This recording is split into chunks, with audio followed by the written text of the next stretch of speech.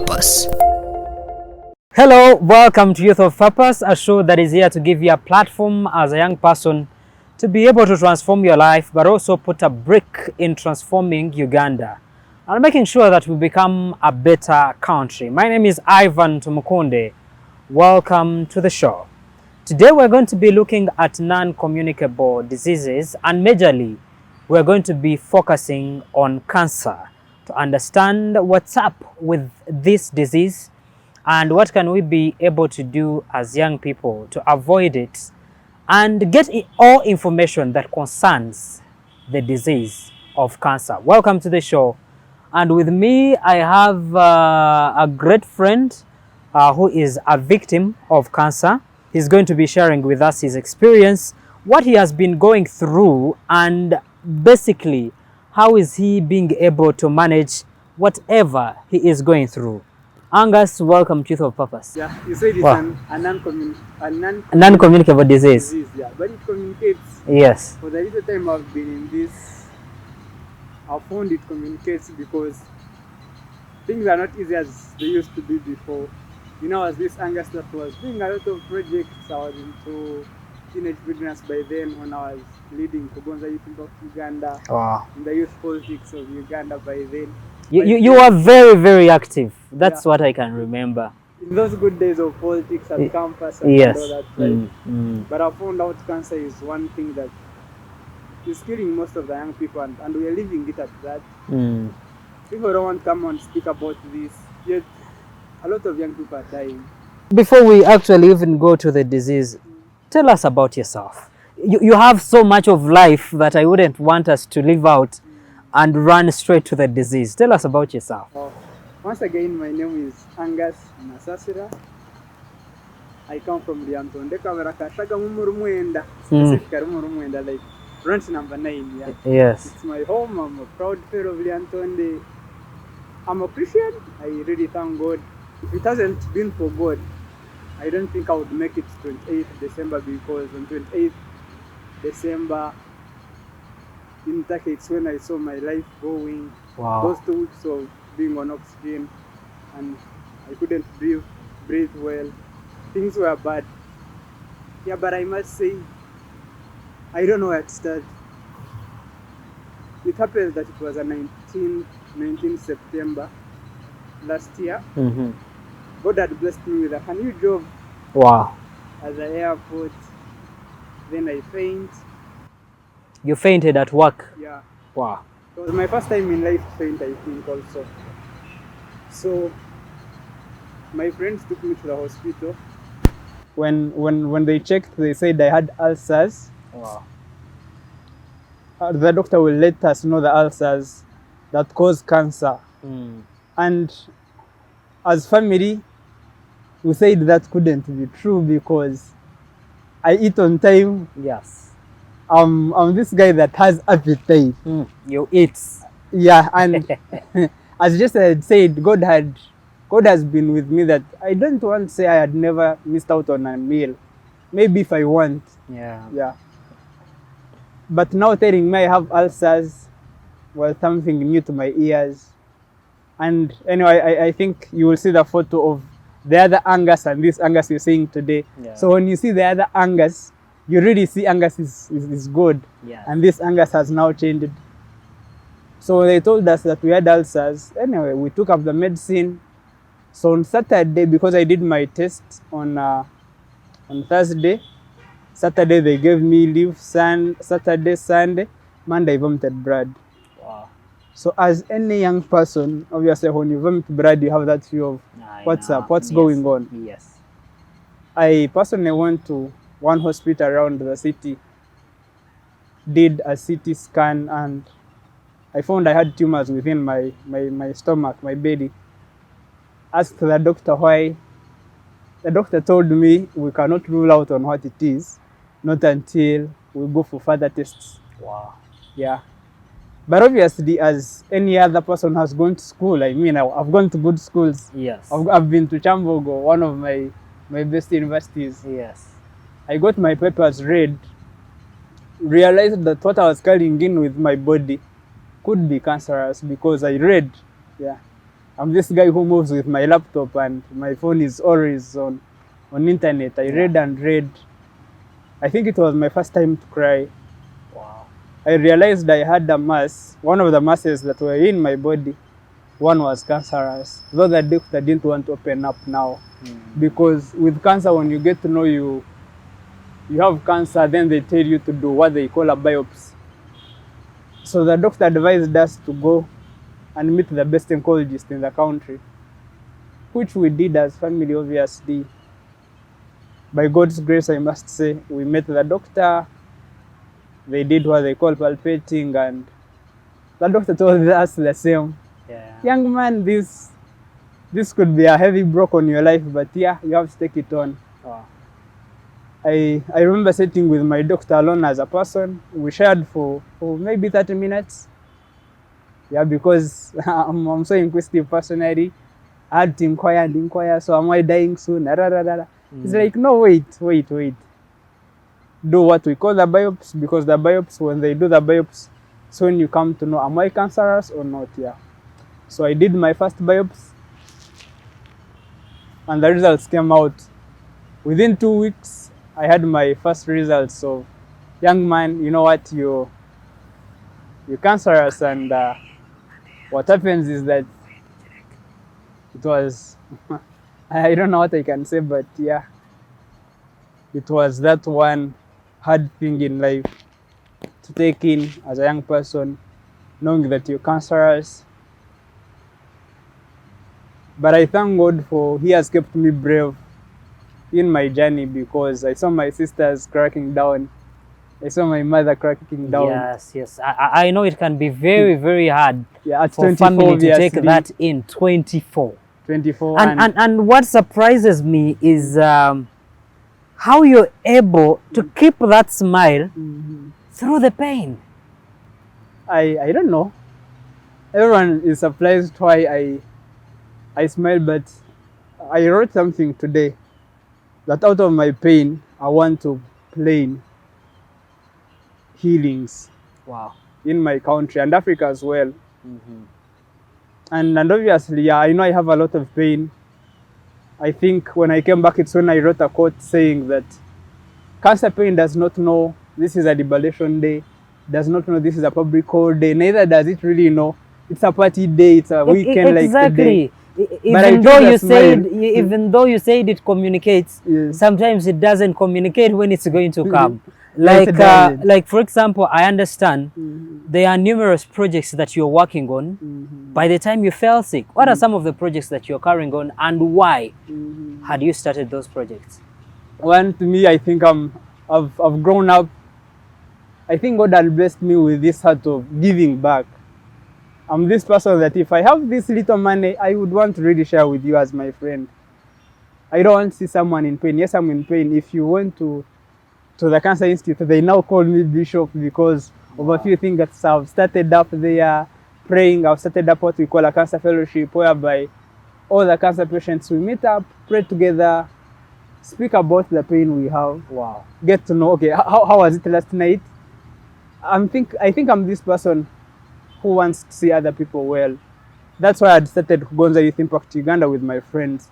Because a lot of girls were getting pregnant, and it seemed it was nice. I come from the cattle corridor, whereby when one has the hips and she has gone to school, after P7 we feel it's nice to marry them off. Wow. I remember standing out and stopping some wedding in some district with some policemen, and I was behind that. Then people said it was wrong, but in normal sense, when you see some young girl going into a family at 13, 14, what do you expect? So to me, I wish we would all be at peace. That's my wish. Wow. So even in my pain, why I give a smile is, one, I'm the only born of my father and mother. Now, I usually look at my mother, if I don't give her smile now, then when? If I do not give her a smile now, then when? I know. Yeah, there are moments when I cannot smile when I'm in that total pain. I've been in Mlago, I think from now, the last 2 weeks I was bedridden, and yeah, people would come in, I smile, but it's what I want. I don't want people to see my pain. Even in my pain, I do not want usually people to realize that I have that pain. Wow. But I feel this pain should now plan big more achievements, yeah. Because it's in my pain that I've come to learn, oh, you mean there are more young people dying. Did you find many people at Mulago who are also suffering from cancer? We have a lot of young people. But I must say everyone is a cancer candidate. I've come to realize, yeah. I've met young girls, young boys with leukemia. And you're wondering, yes, I'm 24. What of someone who is 19? And people do not want to come out and speak about this. At one point, you're going to come to this pain that no man knows. You know, I had pain. I still have pain that even my mother or my best sister, Catherine, can stop. Not my best auntie, Canon, can stop. Not my mother. Not even doctors at some point can stop my pain. I remember in November when I was flying out, I left the hospital. I left the car with a cannula like the way I am, got in a plane. Wow. And I had still to get on a cannula because they wanted to stop my pain, but they couldn't. And then this is pain that I don't know how I can explain the cancer pain. I really don't know. But I choose my smile that there are those cancers we can prevent. With Ewing Sarcoma, the one I'm battling with, being new. Yeah, you told me you're the first person to get that cancer in Uganda. Being new.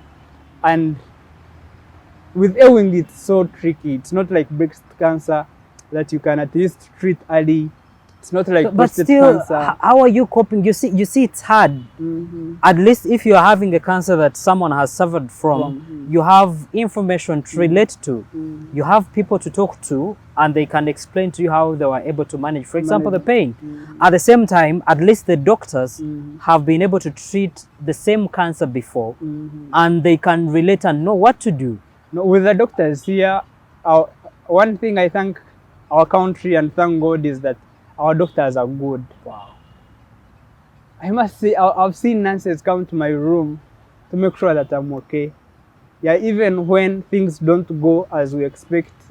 But I see them trying, like, you see Nurse Peace, Nurse Grace getting there, the doctors are cuckoo, trying to save your life and other lives, yeah. Yes. Even when you have a unique cancer, they are trying their best. What do we do? How do we do this? And you know, you're speaking to them, this is how I feel. They're spending all those nights seeing you, checking on your oxygen. I've really seen they can. And I think I choose to speak because I wouldn't want any other young person to come into the school I'm in. Yes. Because it's the worst place one can never be in. Cancer is the worst place one can never be in. We just hear Mulago Cancer Institute and feel here Mulago Cancer Institute, but indeed it's an institute. How I wish everyone can never come there. How are you coping now, and how do you feel? I must say I'm not fine. I don't feel good. Obviously, having cancer, living with cancer is not good. That's the truth. Yeah. Because pain will never stop. That's the truth. Yeah.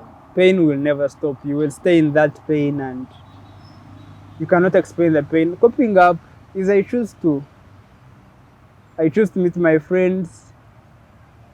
I choose to write because I don't want you to come to what I am in. Yeah.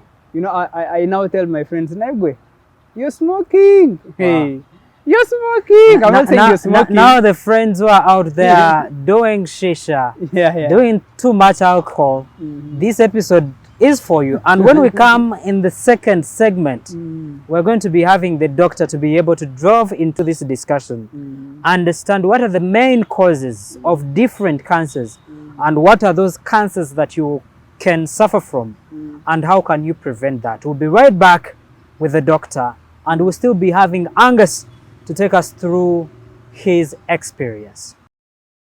Welcome back. You're still watching Youth of Purpose, and my name is Ivan Tumukonde. We're still picking from non-communicable diseases, call them lifestyle diseases, and our focus today is on cancer. As I told you when we were breaking, I told you we're going to be coming with a doctor who is going to be helping us to understand more about cancer and how we can be able to avoid or prevent it, and check our lifestyle. What are you doing that could be the cause of you getting cancer. Dr. Francis Shah Rubanga Kene, welcome to Youth of Purpose. Thank you very much for having me. I also want to say thank you to the viewers for tuning in for this program, especially one which is focused about our health. I'm glad to be here. Kindly paint for us a picture for the prevalence of cancer amongst the young people. Right now, cancer, ideally we have not grouped right now as young or old people, but we have cancer affecting every single age bracket, right from infants up to very elderly people. And so I'll just give a general cancer burden analysis on Uganda. Right now, as we speak, we have 65,000 people getting cervical cancer annually in Uganda. 65,000. That's not even exact number, approximately. Then out of that 65,000, about 6,500 get every year, while about 4,500 do die annually out of cervical cancer. Prostate cancer, we are at a rate of incidence of about 37.1 out of every 100,000 people in Uganda get prostate cancer. Another source says that 65 people out of the 100,000 get prostate cancer. Then we have breast cancer also, which has a high burden rate among people. Right now, cancer is literally ranking among the 5 leading causes of death in Uganda. And with that, we are seeing that cancer is on the rise. Every single year, cancer keeps rising. The incidences keep rising. And so the burden is becoming a public health matter. We are seeing scenarios where right now, the number of Ugandans who know that cancer exists, just knowing that cancer exists, is right now just 5% of the 45 million. Only 5% Yes. of the 45 million Yes. know that cancer exists. Yes. Now, that is not even understanding clearly what cancer is. You get? And this is due because, this is majorly because they have either interacted with cancer because a relative had cancer or because they themselves had cancer. You get? So ideally, the knowledge on what cancer is, the risk factors and the various other aspects of cancer is very low. You get? So that's why the total number of people who die out of cancer, who develop cancer, it's also not known. The exact number is also not known. Trickling down to people dying from home, we're having no regional registries where we register cancer cases. We only have one national cancer institute. So you realize that a great deal of number of cancer patients go unnoticed. You get? So the statistics we're speaking about are the ones that we've captured. But outside there, it's still very high, unknown. You get? Yeah. You say only 5% of the population, Ugandan population, know about cancer. What is cancer? Cancer is a situation where the body starts producing cells, or the cells of the body start to divide faster than they die. They divide and grow faster than they die. And these cells are not normal cells. They're abnormal cells.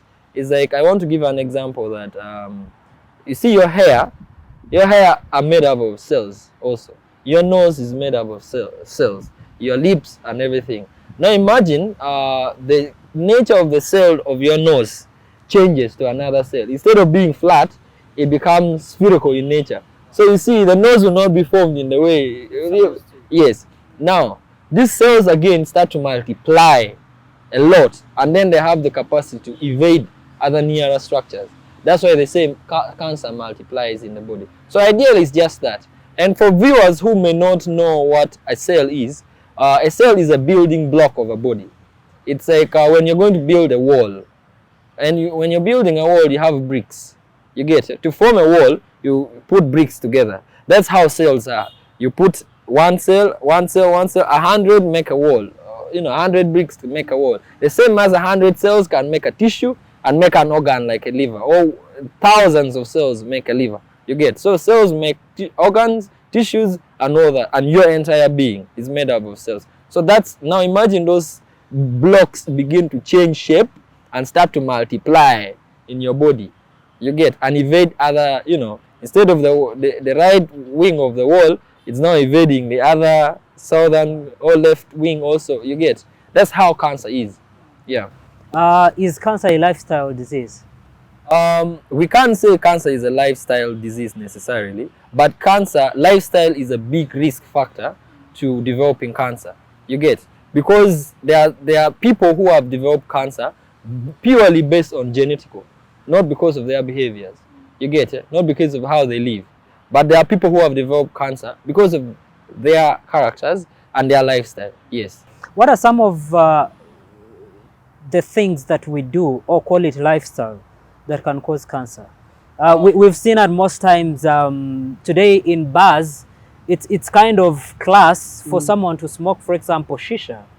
Today, young people do, you know, cherish doing alcohol like nothing. What are some of those lifestyles that we can look at? So instead of talking about the lifestyle, I'll just explain generally cancer risk factors, then connect them to some of the few things people do.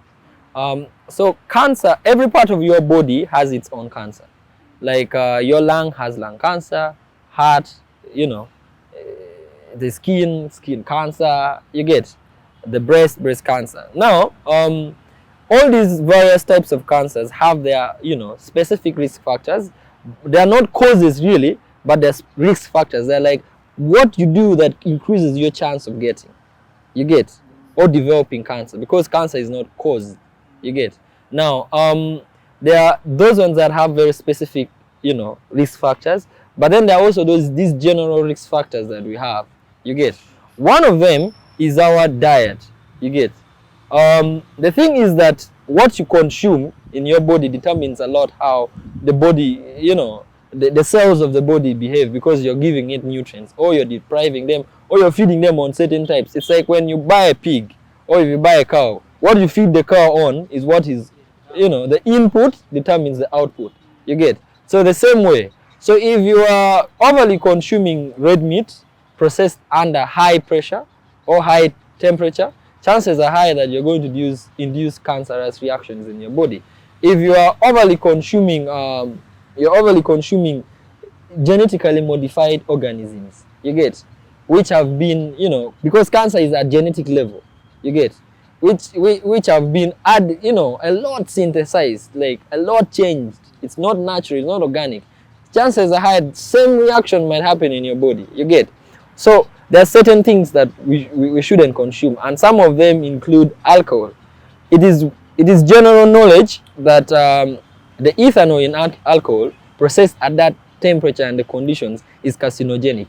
You get, it's general knowledge that carcinogenic, it means that it can induce cancerous reactions.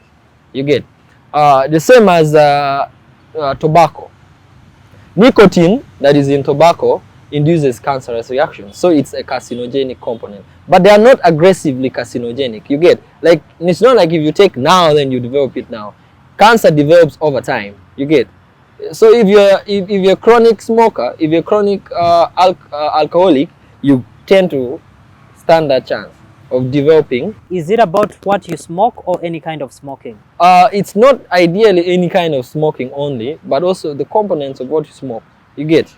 You know, I don't know what makes up shisha, but I want to believe that it still contains components that could be carcinogenic, you get. But at the end of the day, there was a discussion that there was a research that was done that taxation, 2% taxation on tobacco consumption increased the world's population by 15%. What can we be able to do majorly as young people, so much to do with lifestyle, to avoid cancer? The first one is regular cancer screening programs. Cervical, for the young ladies out there, always do annually. For men, as you age 40 years and above, do annual prostate cancer screening. Make sure when you're eating, you reduce on red meat consumption, reduce alcohol consumption, and then also exercise. Exercise a lot, eat a lot of vegetables, and avoid exposure to X-rays, UV light, you get, and these other, you know, radiations. Avoid those, but above all, check. Do checkups. Thank you so much, Dr. Francis. Angus, as we conclude, what is your message from your experience to the young person out there? But also, what are you doing and what have you been able to learn from this experience that you have? What are the plans that you have? I think I've learned a lot.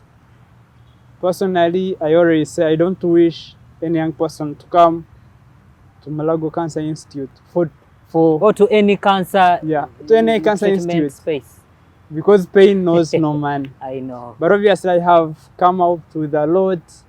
On 19th, I think we're having a youth fire camp at the Heights Centenary Park. 19th of this month? Yes. And we're discussing as young people, because most of the young people are dying and we're leaving it to that. But I feel this must stop. Yes. And the best way to stop is we should start a conversation. How best can we fight cancer? I thank God we have the Shas who are young people and who are choosing to speak about this. Oh, yes. We have a dinner that is coming on. We have the 40 days of treatment with ANGUS. I mean, a lot is going to come on, but what do you do as a young person? Do you think taking alcohol is much more better than paying the money we pay in Malago, though sometimes things are for free, but there are those small costs you put in, obviously? Or is smoking better than the pain we have now? So to the young people, surely, I must say, do the best to prevent. You're planning to have a run? We are planning to have a run on 29th, Western Uganda, at Independence Park. We shall have screening, obviously, for the people.